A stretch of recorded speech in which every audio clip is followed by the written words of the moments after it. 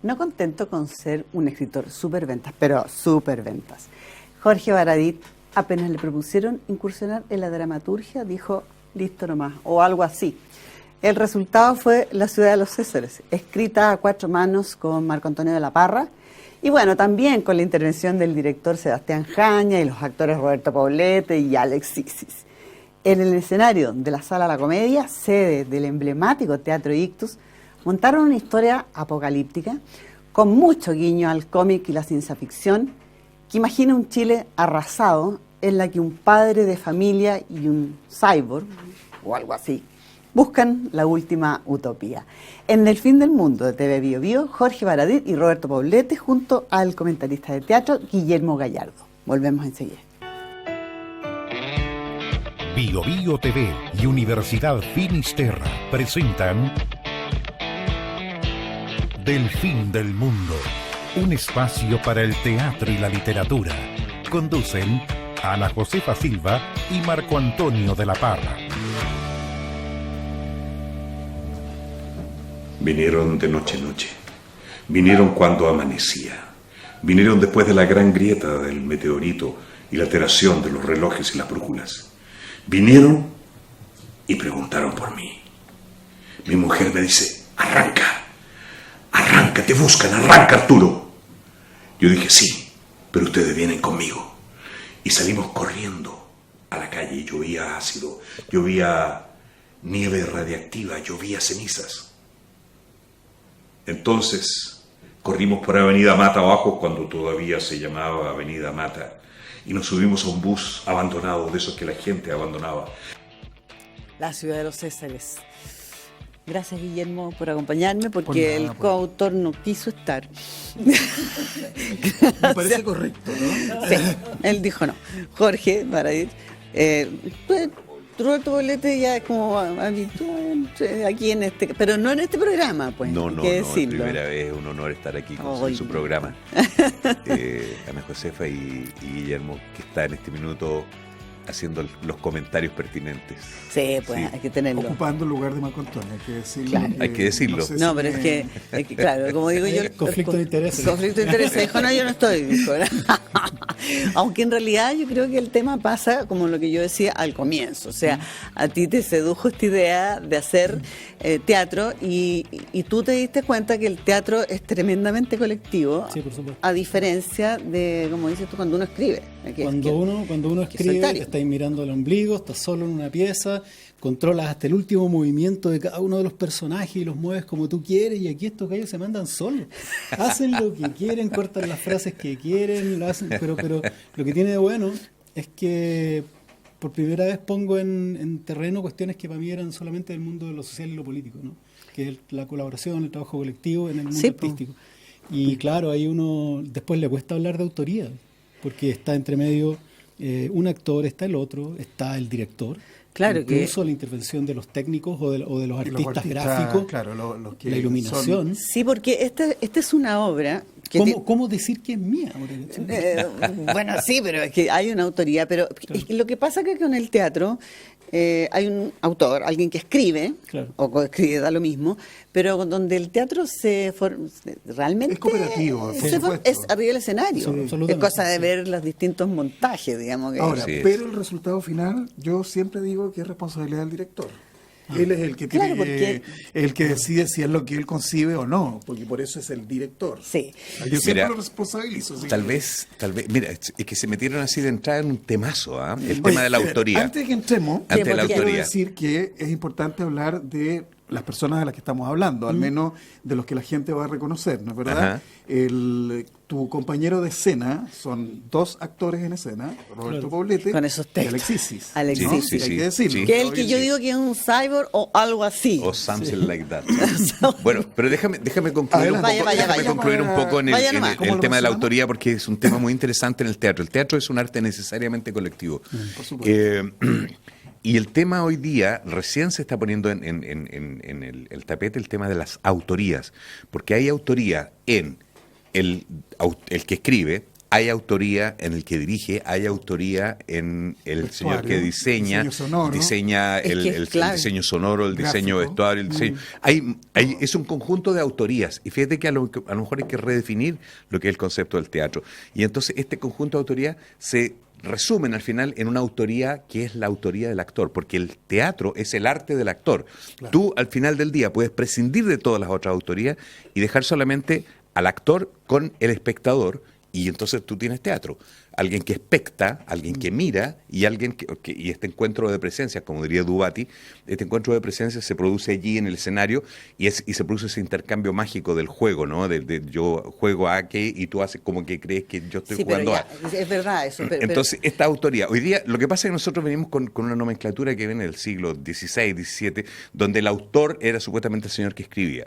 Pero han pasado muchas cosas entre medio. Entre medio, Artaud decía que para que realmente renazca el teatro como corresponde, habría que matar a los autores. Yo no creo que haya que matarlos. Nunca tanto. Yo no creo que hay que exagerar. Pero yo creo que este encuentro de autorías es lo que define de alguna manera el teatro. Y finalmente, la autoría final es la que hace el espectador. Exacto. Con su mundo cultural, lo que deduce, lo que saca, lo que le llega, lo que le emociona, lo que le provoca como rescate de lo que vio, de lo que sintió en ese minuto. Esa autoría es la final, la Jorge, que importa. Tú lo decías, hay un montón de textos que tienen que decir ustedes, Roberto y Alex, sí. y hay un montaje lumínico, hay un concepto ahí muy importante, y hacer calzar eso es re complicado.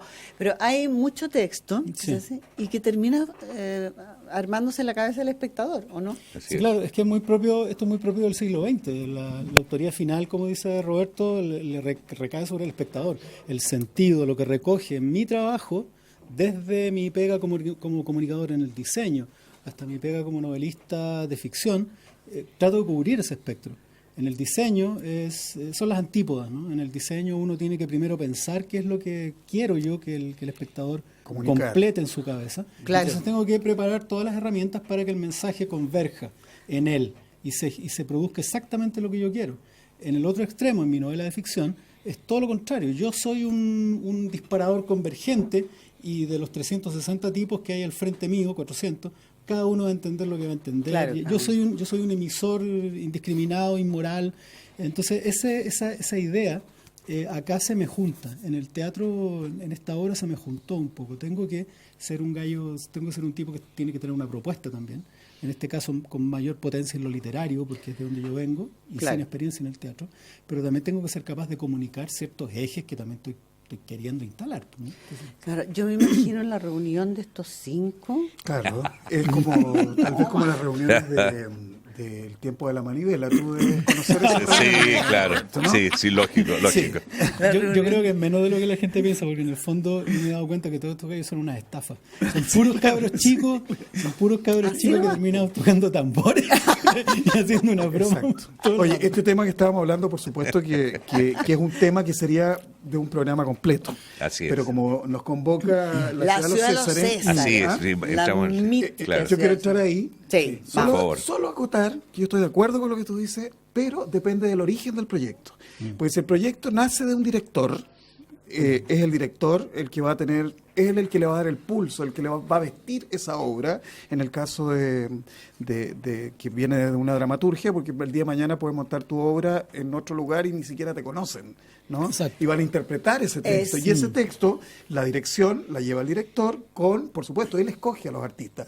Por eso te digo, depende. En el Teatro Ictu, ustedes como compañía, tienen otro estilo de trabajo también, que configura otra forma en términos de autoría. De espectáculo. Así es, pero insisto, nosotros respetamos mucho las autorías de cada uno de los roles. El rol del director es un rol que nunca se atropella. Totalmente. Digamos, podemos meter la cuchara a todos en el tema de la dirección, pero el director es el que corta finalmente con su criterio lo que le parece más adecuado, y eso no es discutible. Sebastián Jaña no está aquí como a preguntarle si eso fue así. Exacto. Pero bueno, Sebastián Jaña, así. El director de la nuestro director fue Sebastián Jaña, un muchacho que es generacionalmente mucho más joven que nosotros. hizo un tremendo aporte, porque él, con la mirada, él recogió muy bien, yo creo que vibró muy bien con la propuesta que hace Baradit y de la Parra, que hacen en principio con este material, y vibró muy bien para hacer una puesta en escena. Él insiste siempre que se le ponga como título puesta en escena de Sebastián Jaña, porque más que director, él no sé por qué tiene ese pudor, en fin, pero en fin. Y yo creo que él tiene un concepto de lo que es, cuál es el hábitat que debe tener este trabajo de acciones, qué sé yo, de concepto que desarrollan los actores arriba del escenario. Y eso fue muy novedoso para nosotros y muy, yo diría, bastante difícil de seguir, porque nos cambió un poco los parámetros con los que uno habitualmente se aupa al trabajo de la actuación. Y eso es muy bueno, Roberto, sin duda, Ana José. Roberto y Jorge, como para nuestros... aquí son telespectadores. Telespectadores, ¿no? Claro. Correcto. A los telespectadores, ¿por qué no nos ubican en la ciudad de los Césares? En la síntesis de la ciudad de los Césares, la síntesis argumental, para entusiasmarlo, porque creo que coincidimos que es delirante. O sea, te pegaste un rayón, dicho vulgarmente, pero insólito, como muy atractivo, entretenido, pero es delirante. Muy bonito. Sí, hay siempre hay que instalar un antecedente. De dónde viene este mundo, de dónde viene este delirio. América Latina a mí se me aparece como un continente particularmente delirante, en el sentido de que no responde a las lógicas que se supone. Es bien raro porque nosotros aprendemos una manera de pensar, una manera de presentarnos frente al paisaje, que es europea. Sin embargo, América Latina nos sorprende diariamente y vivimos en esta especie de esquizofrenia, donde nos educamos para un continente que no es en el que vivimos, ¿no? Entonces, en lo que me pasa a mí con esta América Latina, sumándole además que no tengo educación formal en prácticamente nada, salvo en diseño, más desde las artes visuales, más que desde el diseño mismo. Soy un lector, un espectador y un creador muy heterogéneo, a veces lindando en lo promiscuo. Entonces, mi esqueleto, mi ethos, mi episteme, es una especie de torre armada con alambre, clavito, muy a lo latinoamericano, muy de campamento, ¿no? Como que recién llegamos. Entonces, ¿qué pasa con América Latina? América Latina tiene esta cosa terrible, como decía un poeta, Godofredo Yomi, muy cercano a la Escuela de Arquitectura de Valparaíso, que vivimos América vivía en la era de los dioses, cuando los dioses caminan en la tierra, ¿no? Es decir, la era de oro. ¿Qué significa la era de oro? Que es una edad fuera del tiempo. Es un momento donde los dioses caminan sobre la tierra y está todo ahí presente, es un eterno presente. Es el tiempo previo al pecado, ¿no? Entonces, ¿qué le pasa a América Latina? Convive todo, nada desaparece, todo se acumula. Entonces, en América Jorge, Latina, perdón, una duda. El título en sí, La ciudad de los Césares, ¿hace referencia a la ciudad de los Césares mítica de los españoles? A la mítica ciudad de los Césares. Que es el equivalente a la Atlántida, al sueño americano más moderno. Claro, el Dorado. El Dorado, Paititi, Trapananda, todas estas ciudades que perseguían los españoles. Claro, que América es como está llena de estas ciudades míticas. Y no desaparecen. O sea, acá en América tenemos, siempre lo digo, tenemos experimentos neoliberales de punta, socialismos reales, todavía tenemos guerrillas tratando de instalar la dictadura del proletariado, tenemos feudalismo, tenemos sociedades viviendo casi en la edad de piedra, grupos indígenas adorando a sus dioses todavía, a los Yanomami, o sea, y está todo mezclado.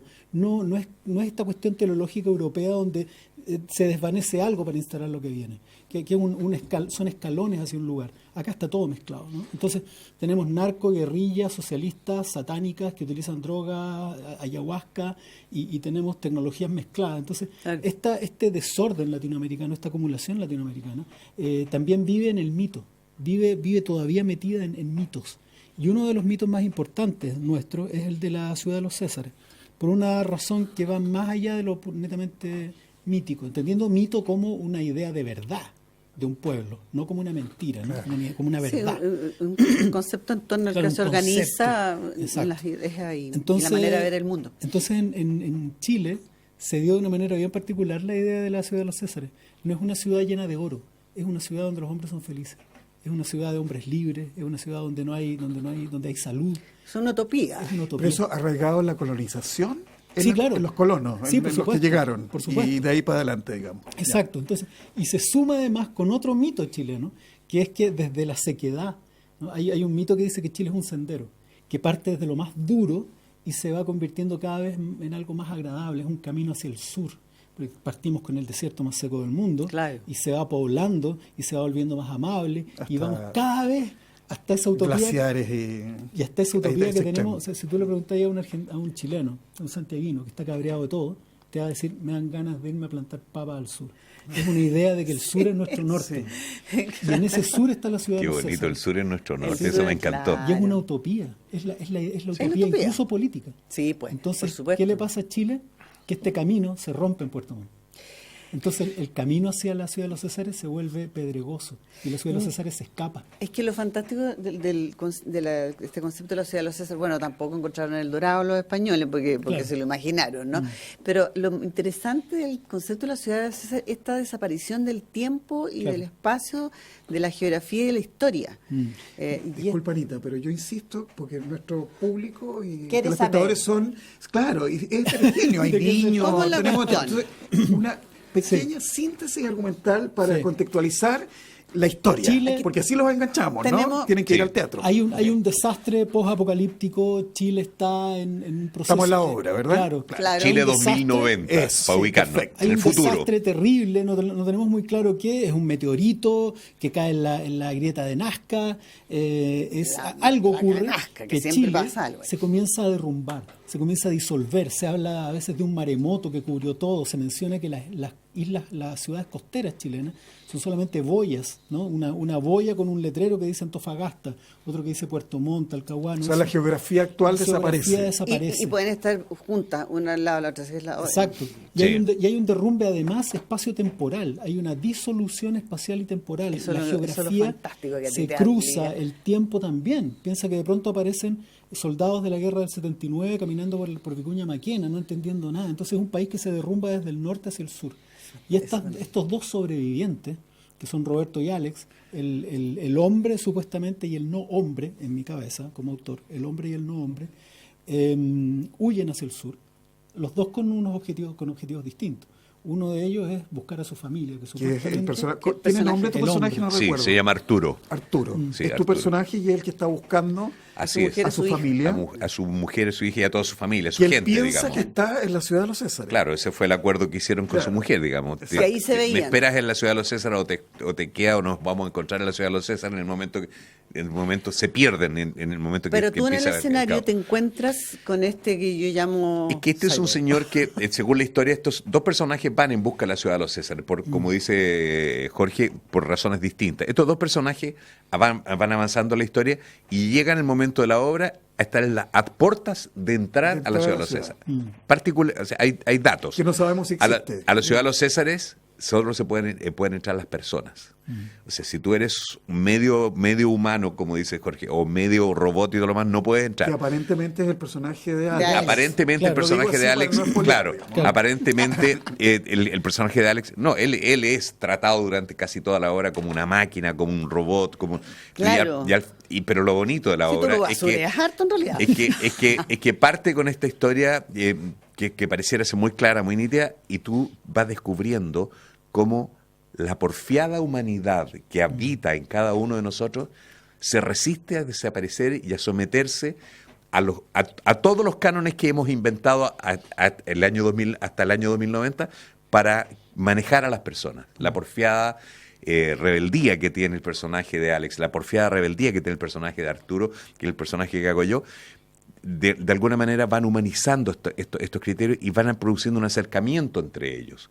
Y esa porfiada humanidad que resiste, a pesar de todas las intervenciones de los chips y de las programaciones y de todo lo que han sufrido estos dos personajes, hace que los personajes se encuentren los dos en condiciones de entrar a la ciudad de los Césares. ¿Entrarán o no entrarán? Claro. Vale recalcar que tu personaje es un hombre y el personaje de Alex es una mezcla entre un Terminator, pero que finalmente descubrimos es un ser humano algo que ha sido más. intervenido, pero sobre esa intervención él empieza a rebelarse. Claro. Es muy bonito ese personaje porque empieza a rescatar esa humanidad a todo evento. Es bien curioso porque dentro de la ciencia ficción han habido dos o tres grandes ideas. Por ejemplo, la idea de la máquina del tiempo, el viaje, la paradoja, todo eso. Pero también hay otra, que es mucho más antigua, pero que se expresa curiosamente en la primera obra reconocida como obra de ciencia ficción, que es Frankenstein, el nuevo Prometeo, claro, que es ¿qué significa ser humano? ¿Qué significa ser humano? Y finalmente a través de la obra uno puede terminar descubriendo que el monstruo es realmente el ser humano. El ser humano y no el monstruo. Que Entonces, es lo que crea. esa idea que también cruza Terminator y cruza una cantidad enorme, es una línea completa de la ciencia porque ficción. arranca de mucho antes. Esa idea tiene también presencia en esta obra. ¿Qué significa ser humano? Tenemos que hacer una pausa, pero no nos demoramos nada, espérennos, ya volvemos.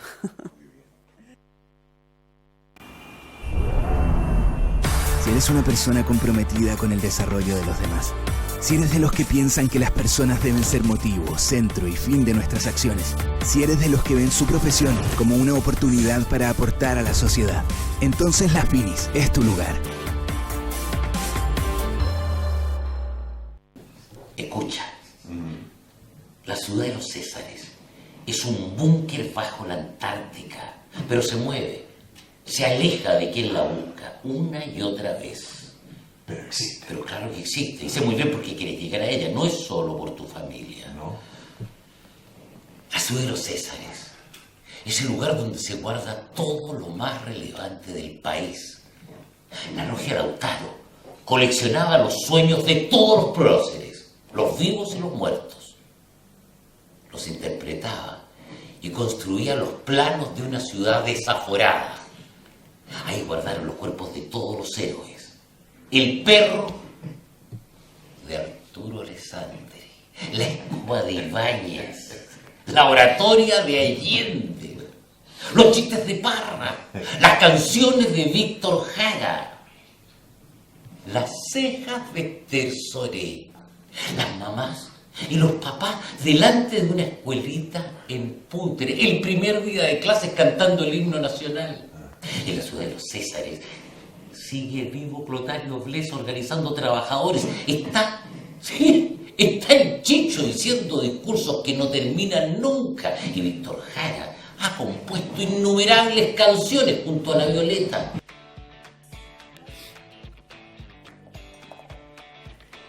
Bueno, tú tenías una inquietud. Adelante. Sí, dale. No, La inquietud. Usted quería hacer una pregunta aquí. Estamos escuchando ahí en ese texto maravilloso de lo que hay en la ciudad de los Césares, que está contando el personaje de Alex, al otro personaje que ha sido herido en la cabeza. Es muy bonito porque tú, vamos a encontrar que, como dice Jorge, no hay oro, no hay los ladrillos de oro en las calles, no hay esas casas con marcos y esas ventanas, sino que hay gente, hay gente que lo pasa bien. Es una utopía y además, como toda utopía, es inalcanzable. La característica de la ciudad de los Césares... Se mueven en una distopía y pensando en una utopía, ¿no? Claro, porque la singularidad de esta ciudad de los Césares es esa. Ahora, ¿por qué es tan importante el mito para Chile? ¿O por qué es tan caro el mito para Chile? Los mitos chilenos son bien trágicos, son bien poco esperanzadores. Uno de ellos, quizá el más potente, es el del combate naval de Iquique. Una de las razones por las que nos hace, como se dice, tanto sentido, nos hace sentido, es porque los chilenos vivimos en una geografía que es muy brutal y estamos constantemente enfrentándonos a fuerzas superiores contra las que no podemos hacer nada sino resistir. Entonces el combate naval de Iquique es la escenificación de ese mito. Es el monstruo marino mecánico gigantesco que se viene encima de un barco frágil y no podemos hacer nada más sino resistir. Por eso que hablamos de Chile, los chilenos como hijos del rigor, como que tenemos que superar la foto del tipo con la bandera chilena después del tsunami, ¿te fijas? Claro. Entonces, ¿por qué es tan caro también a la sociedad el mito de la ciudad de los Césares? Porque es un pueblo que ha estado a lo largo de su historia constantemente buscando la utopía y ha fracasado. Constantemente, o ha sido hecho fracasar. Entonces, hasta incluso la que supuestamente ganamos, ¿no? El año 89, que también era una utopía, por lo menos para mi generación, que no conoció la democracia anterior, mi generación que fue joven en los 80, la democracia era el equivalente a la revolución de los gallos de los 60, iba a arreglarlo todo. Claro. Iba a arreglarlo todo, y no. Claro. Y ahora, ¿sabéis qué fue lo curioso? No, ¿y sabéis qué es lo curioso? Que también elegimos un símbolo de lo inalcanzable, elegimos el arco iris. también es inalcanzable. Claro, entonces, por eso es tan potente la ciudad de los Césares. Siempre un país que está siempre a punto de alcanzar algo. El país de los golpes en el palo. Oye, a propósito, está hablando del texto y ahí me voy también a la actuación. A mí siempre me ha parecido admirable que los actores logren memorizar cualquier cosa. Oye, en particular en esto. Claro, es que por eso lo pongo aquí sobre el escenario. Me parece que ese texto yo no sé cómo lo hacen. Además, lo vimos en el estreno, que sabemos que los estrenos generalmente son complicados. Sí. Están los nervios, primera vez, los amigos, en fin. Y tiene además un aparataje escenográfico, lumínico, además, en este caso complejo. Claro. Muy complejo. De coordinación. Muy complejo. Mira, no fue fácil y yo creo que... Perdón, porque además es un diálogo, tú dependes del otro. Sí. Entonces eso es más complicado. Absolutamente, absolutamente. ¿No? Es un texto muy complejo, pero tiene una particularidad. O tú crees en ese juego, ya donde nos tiramos al suelo porque nos están disparando, tú crees. Yo creo que el mérito que tiene la dirección es que crea un hábitat donde todo eso es posible y para el espectador no es difícil de creer lo que estamos haciendo los actores arriba.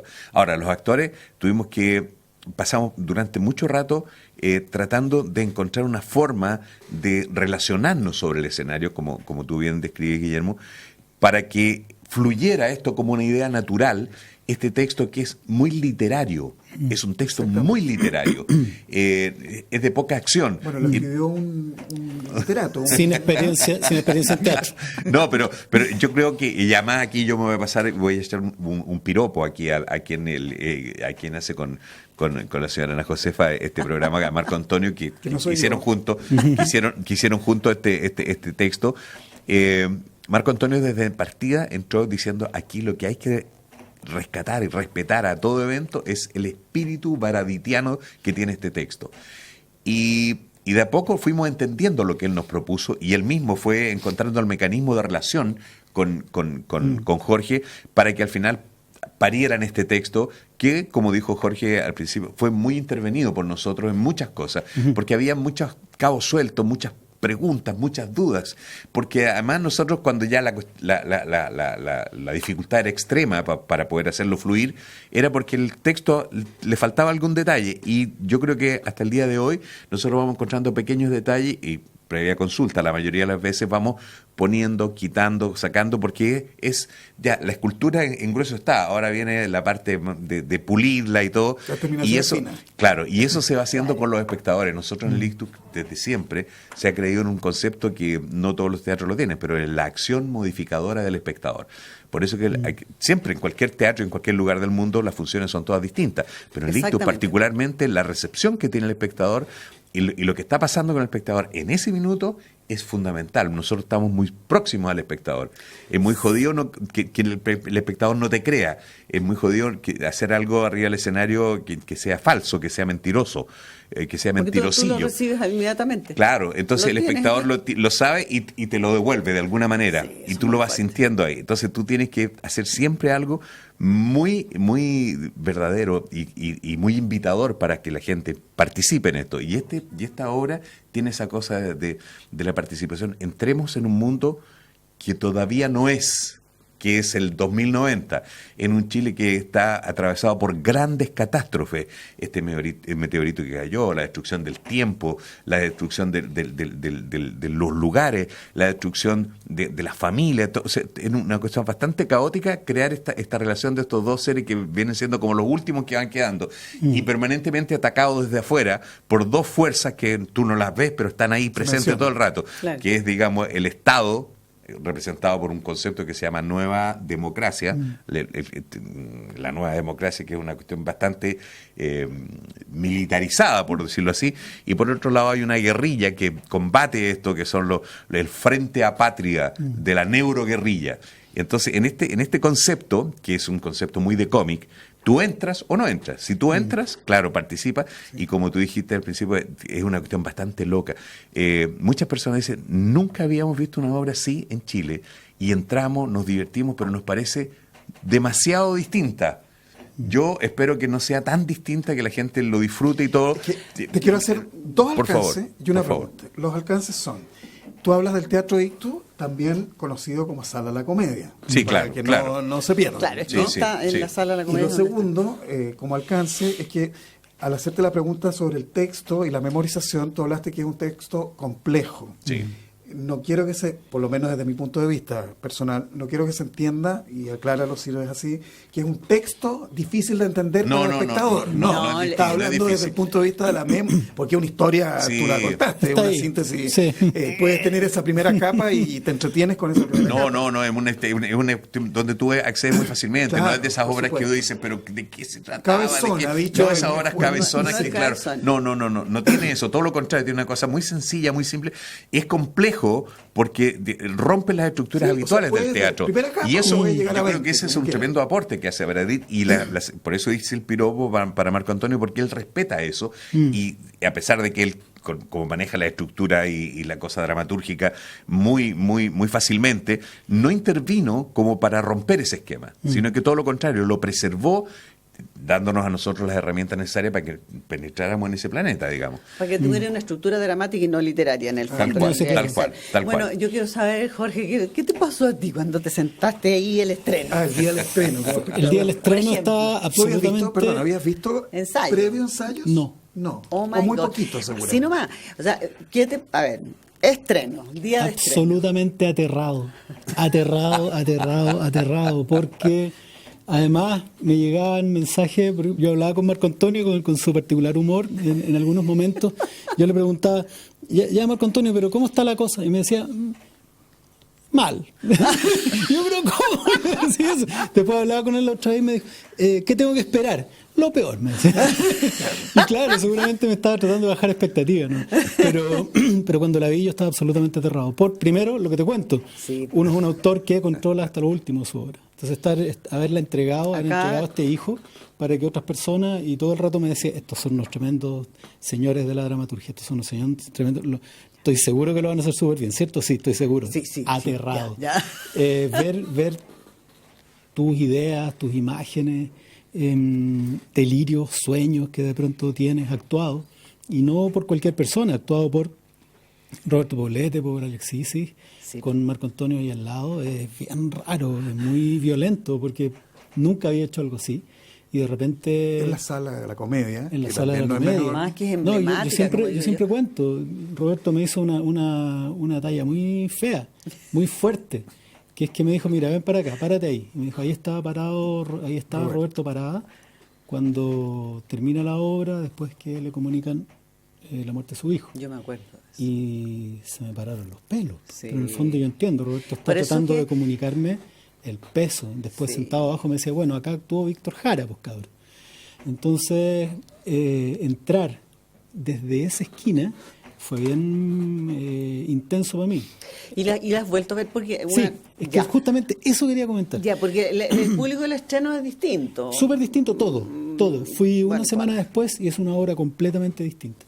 Es una obra que no se malentienda, pero me llenó de una manera que salí muerto de la risa. Salí pero feliz, sentí que ahí estaba lo que yo quería, ahí estaba lo que soñaba, que corrió pero como agua, que los actores estaban pero de una manera compenetrados de una forma, el sonido, el audio, que fue un espectáculo. Un espectáculo delirante, entretenido, crítico, innovador. Que te mueve mucho, o sea, exacto, que te interpela. Removedor, emocionante. Con silencios, pausas, pesos de la oscuridad, peso del silencio, completamente distinto, y que salí pero enamorado. Jorge, una pregunta, tal vez incómoda. Sí. Para los dos, en realidad, no está el director. Claro. No está el director. Tú hablas de modificaciones, o hablan de que la viste de una manera distinta. Sí, tú también hablaste de que era una obra que estaba en construcción. ¿Hay elementos, más allá de la dramaturgia y del diálogo, de la actuación, que se modificaron? Es para hacerte la pregunta después. No. A mí en lo particular, y esto es los gustismos, lo aclaro, es yo espectador, no estoy desde otro lugar. Me incomodó desde un punto de vista orgánico, físico, la iluminación, a momentos, ¿no?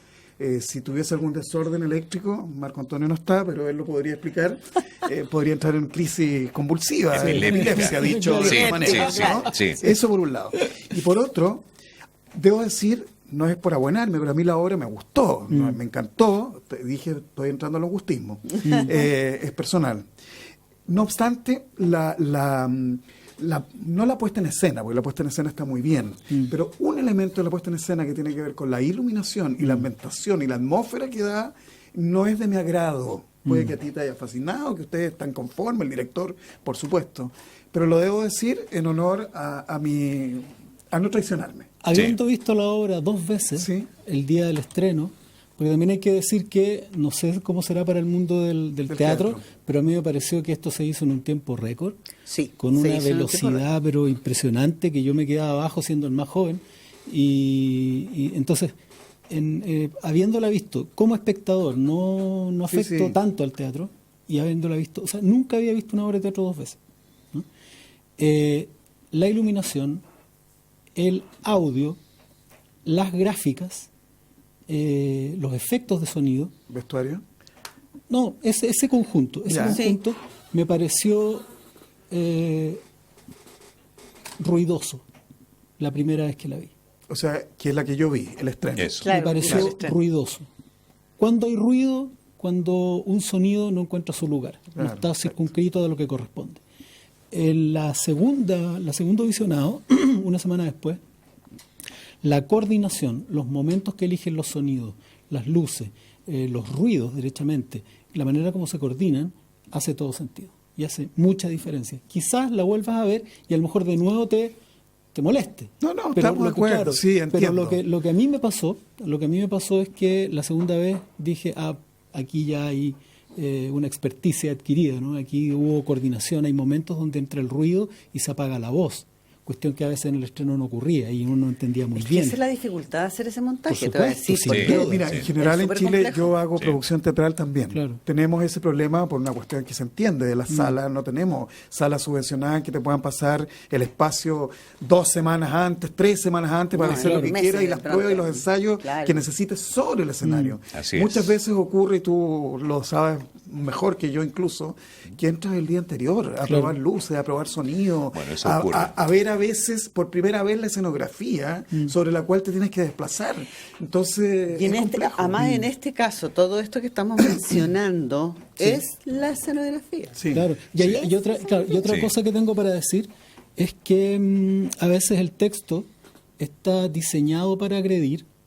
A veces el texto que yo estoy escribiendo está diseñado para ser revulsivo y tengo la impresión que el director toma eso y hay momentos donde también el ruido está hecho para ser molesto y sobre todo al final la iluminación está hecha para que la gente haga este gesto, ¿no? Que es como frente a la luz de Dios, a lo mejor, ¿no? Que la gente no puede mirarlo a los ojos. Por eso hablé del concepto de gustismo, porque es una cuestión muy personal. Pero hay una cosa que es muy importante en lo que está diciendo Jorge. Las obras van adquiriendo a medida que va pasando, como es un trabajo colectivo, va adquiriendo una expertise donde los volúmenes a lo mejor no son tan altos como el día del estreno, tú ya no estás peleando con la luz porque no te ves, sino que empiezan a aparecer la sincronía que se requiere entre las personas que están fuera del escenario, pero que están haciendo la obra también a través del computador, manejando las luces, el sonido, las proyecciones y todo lo demás, porque hay un tremendo aparataje afuera del escenario que están haciendo eso, y los que estamos sobre el escenario. Entonces, esa mezcla, ese mix, se va acomodando, se va acomodando y vamos permeando unos con otros, como esas comidas que si tú las dejas un tiempo, van mejorando porque se convidan gustos unos con otros. Más rico el día siguiente. Claro, es más rico en muchas cosas. Es como eso. Y va pasando eso con el teatro. Más rico el día siguiente, porque ya nos entendemos mejor, ya formamos mejor y ya estamos respirando casi todo al mismo tiempo, vamos haciendo una cosa en conjunto. Y tú tienes razón. O sea, has descrito lo que es un estreno clásico en Chile, donde tú llegaste con todo casi a última hora para poder ocupar la sala y no te alcanzaste a acomodar ni al volumen del sonido, ni a la cantidad de luz que necesita, ni a la escenografía, porque la puerta quedó más chica en relación al teatro, en fin, y todas esas cosas incluso, que ya sabemos. Ahora, yo creo que el mérito que tiene este montaje propuesto por Sebastián Jaña, el director, es que él crea en un escenario prácticamente despejado de todo, excepto unos cuantos elementos. Él crea mundos con esta iluminación y con este barco de sonidos en el que nos subimos nosotros, y con estas proyecciones va creando diferentes estadios, momentos, y va haciendo desplazar la historia en este viaje imaginario donde nosotros es un viaje inmóvil, tomando la idea, copiándole el nombre a nuestro amigo Jaime Lorca, es un viaje inmóvil de estos personajes, y la gente va con nosotros en este viaje gracias a este barco que nos propone Sebastián Jaña, donde nos subimos todos y vamos en esta fantasía, en esta ilusión, en esta ficción. Ahora, por la atmósfera. Por la atmósfera y por el texto, yo inicialmente me evocó La carretera, la película, que es una novela, en realidad una novela cortita, me evocó, pero inmediatamente. Es que tiene algo de road movie, tiene algo de road movie, de road movie con dos outsiders que van con un destino, en el fondo con una esperanza. Con un destino indefinido. Una esperanza mitológica de encontrar algo, ¿no?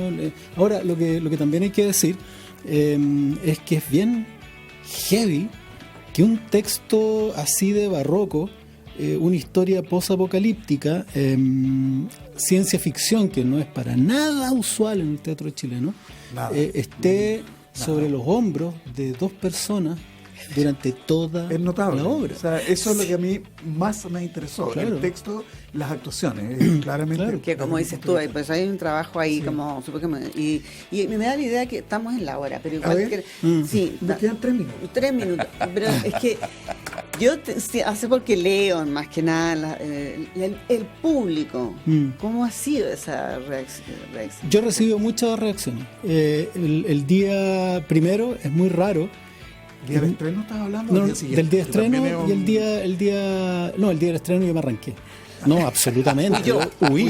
Ya. O sea, huí quedándome quieto, porque como todos salieron, yo me quedé en la primera fila ahí hasta que todo el mundo se fue. Tú dices en las felicitaciones. Claro, no. Yo la hora, pero me escondí, desaparecí. Claro. Pero el día segundo, el viernes, no me pude esconder porque yo estaba casi al final. Entonces yo me levanté y empezaron a acercarse. Felicitaciones, agradecimiento, abrazos, porque además había mucha gente del teatro, gente canosa, como les decíamos el otro día, claro, pero también había gente que no es del teatro, gente que va por primera vez. Entonces, eso es buenísimo. Eso fue alucinante, y por redes también, todo lo que he recibido es muy buena onda por la obra. Entonces yo he respirado aliviado. Hay una historia que es bastante dura, y es el final, se produce una develación que los define en su relación estos dos personajes. Y yo, la última función, que fue la que estamos comentando, donde estuvo Jorge, vi gente muy emocionada. Muy emocionada. Yo sentía de arriba del escenario como la gente está... Esa cosa que dice, última función no, porque se acabó la última función que se hizo el sábado pasado. Es que eso es maravilloso, porque tú te das cuenta porque en el fondo al final lo que tú tienes que hacer con una obra es conectar a las personas, tomarlas, en el fondo que las tomes. Emoción humana, claro, al final todo. Y que te crean lo que estás diciendo. Esa es la idea. Bueno, ¿qué te pasó? Se nos acabó. Y creo que lo conseguimos. Le agarré la pierna. ¿No viste que puso cara así como... A ver, por Dios. Bueno, está todo grabado. No, es que se nos acabó el tiempo. 1.000.000 de gracias.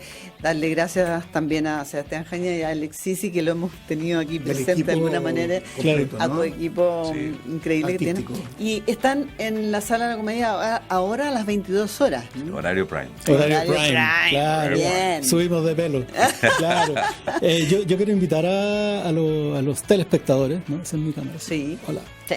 Quiero invitar a los telespectadores porque de verdad es una obra muy entretenida, es bien distinto a cualquier otra cosa que ustedes pudieran haber visto. Esto sé que lo viene muy cerca, ¿no? Pero, es un género que no es usual en el teatro chileno. El texto está muy, no sé quién lo habrá escrito, pero está muy bueno. Está muy bueno. Y las actuaciones son de gente que está mega aprobada, así que los invito al Teatro de la Comedia, al Teatro Ictus, los jueves, viernes y sábado, Merced 349, a ver La ciudad de los Césares. Yo quiero agregar un detalle a esa invitación, una cosa absolutamente práctica. A 50 metros del teatro hay un estacionamiento. Exactamente. O sea, no hay ningún problema. Vaya en auto, a 50 metros está el estacionamiento. Y hay unos poquitos cafés y unos poquitos restaurantes en ese barrio. Después la obra dura una hora. Por lo tanto, después todavía queda todo el tiempo libre para que usted haga un panorama ahí en el barrio. 10 de la noche. Antes o después. 10 de la noche. 10 de la noche. Horario prime. Carrete delirante, cyberpunk en Merced. Eso. 349. Sala Comedia. Muy bien. Gracias a ustedes por la invitación. Gracias, Guillermo. Gracias, Ana. Muchas gracias. Yo soy un invitado con ustedes. Muchas gracias. Le agradezco mucho que me acompañe. Yo encantado. Gracias a ustedes. Ya tienen extendida la invitación de la ciudad de los Césares. Nos vemos en un próximo de Fin del Mundo.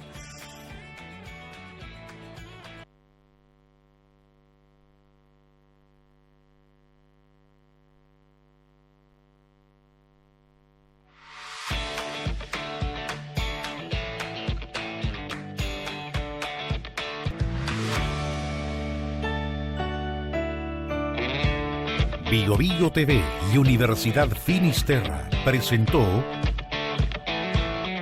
Del Fin del Mundo, un espacio para el teatro y la literatura.